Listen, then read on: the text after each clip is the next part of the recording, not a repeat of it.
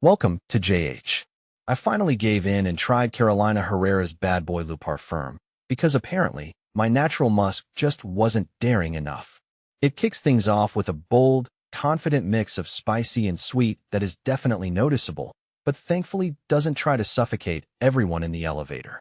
The scent evolves nicely on the skin, moving from a loud, attention-seeking opening to a warmer, inviting base that actually survives a full day of work. It's a refreshing change to find something that feels modern and unique without smelling like every other guy in the gym locker room. Wearing it supposedly makes me feel more stylish and adventurous, though I'm still waiting for my stuntman contract to arrive in the mail.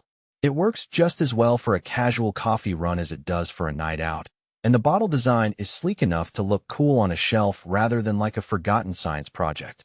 The constant stream of compliments is a nice ego boost, making it feel like a fragrance that truly matches my personality, or at least the version of me that has his life together. Overall, it's a well-executed, approachable scent that manages to stand out in a crowd of overhyped clones.